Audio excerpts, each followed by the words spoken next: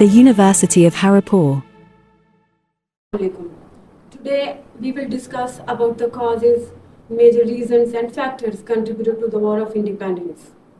The War of Independence 1857 has been given many names. It is also known as First War of Independence. It is also known as Indian Rebellion of 1857 or Indian Revolt of 1857.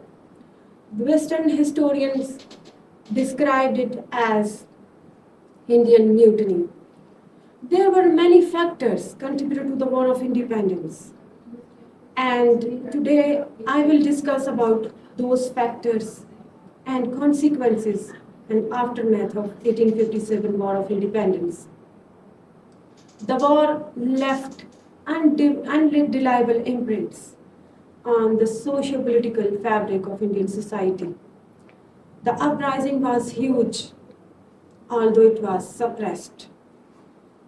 The discontent was huge, although it was remained unsuccessful. But it changed the course of Indian history, and it was very helpful even after post 1857 period, when the British set their colonial rules. It was two-third territory was already under the British rule, and therefore the subcontinent, the masses from all field of life and from all walk of life contributed to this war. Peasants, traders, landowners, general public, and the sepoy contributed and involved this War of Independence. The War of Independence initially started at Meerut on 10th May 1956. They challenged the might of British Army, and they later stages, the other regions also got affected, and the Bahadur Shah Zafar was also invited by the Sepoy Mutiny. The Sepoy Mutiny started this war due to some particular reasons. The Sepoy Mutiny, working within East India Company, raised their grievances against the East India Company's brutal rules and policies. There were different factors contributed to this War of Independence.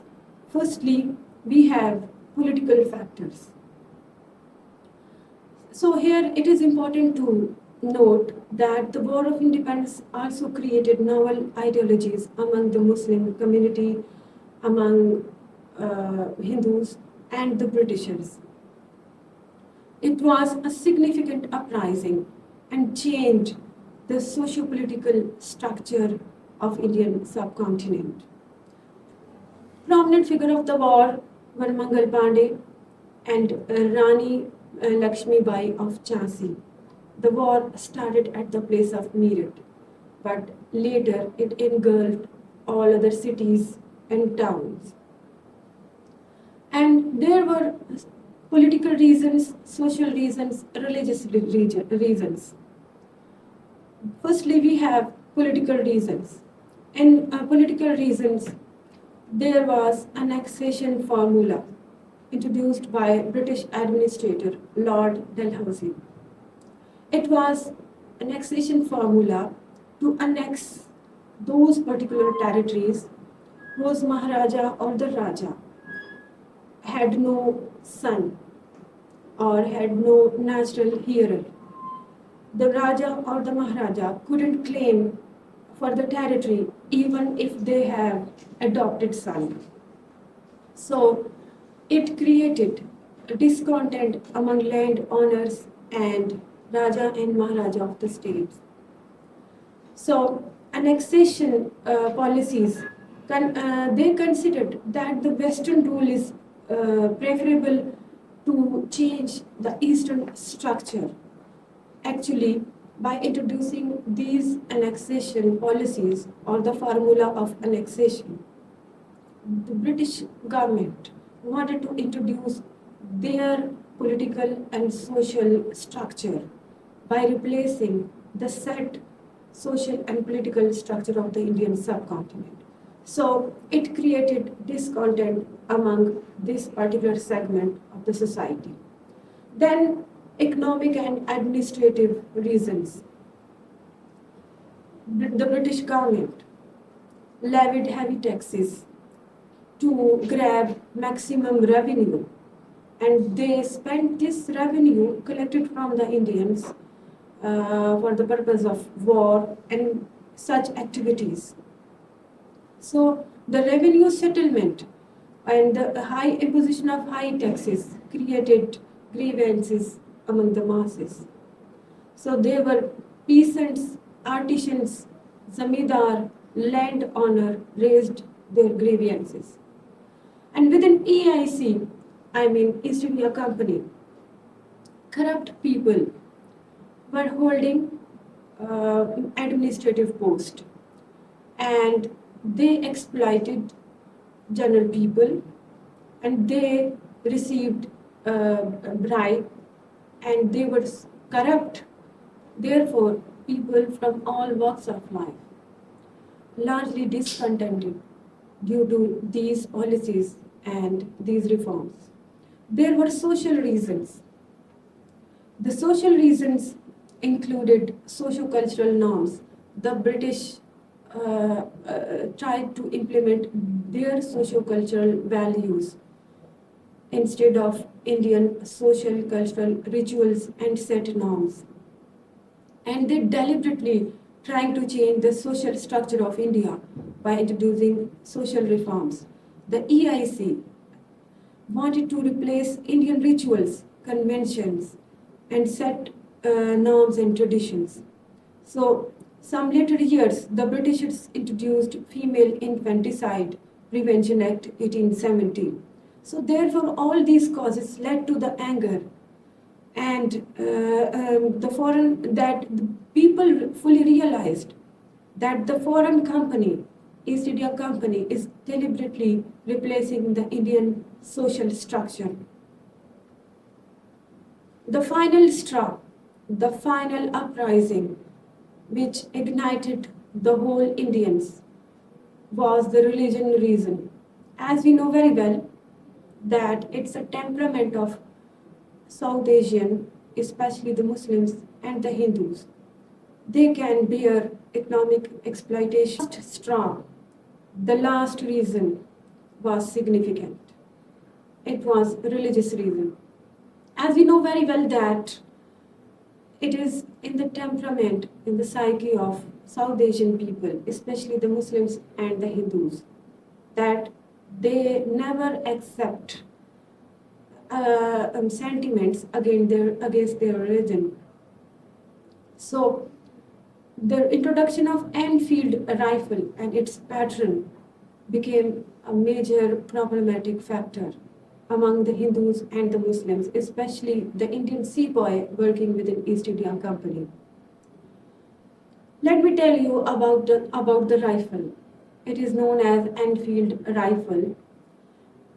And the British government made it in 1953 and introduced in 1857. It was an excellent rifle, but it had one problem. The Indian soldiers need to bite to open the cartilage of the rifle. The cartilage was laced with beef and pork fat. This triggered both Hindus and the Muslims. The usage of Indian animal fat was problematic for both communities, for both Hindus and the Muslims. So, if on Muslim side, the use of pork is prohibited in Islam.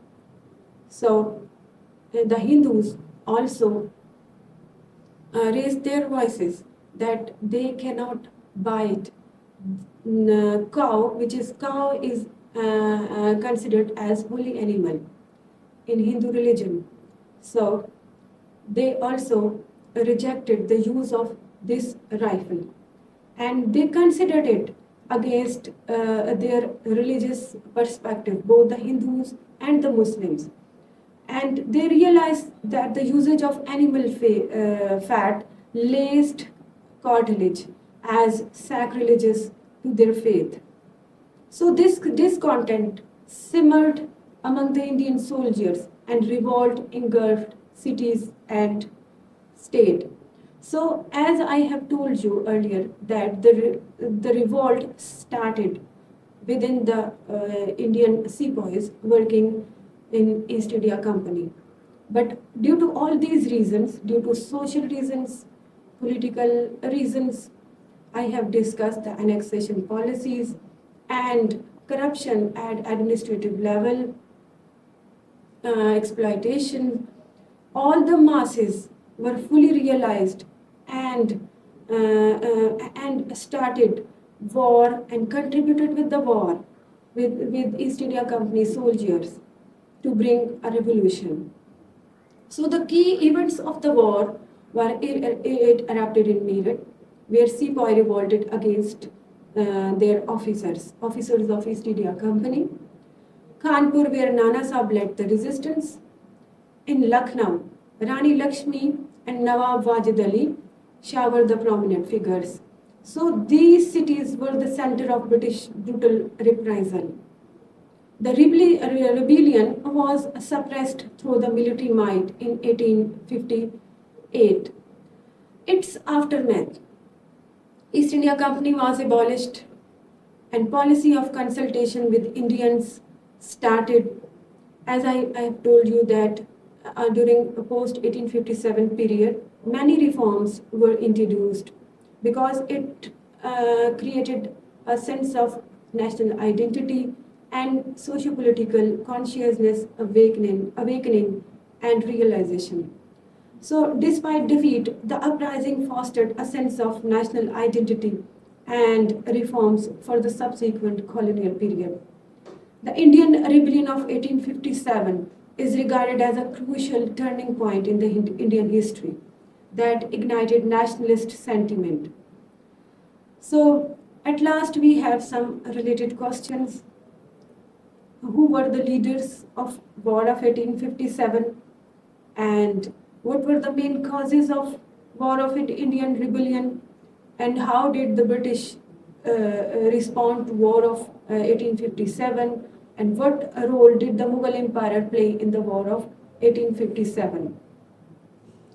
The Mughal Empire participated in the surviving Mughal Empire. Bahadur Shah Zafar played pivotal role, yet a complex role in the War of Independence. And as the rebellion faltered and British focus regained control, Zafar was captured in September 1857 and he faced a trial where he was accused of various charges related to his involvement in the rebellion. And his exile following his capture was left indelible imprints. Zafar was disposed and exiled to Rangoon, present-day Yangon, in Burma in late 1858.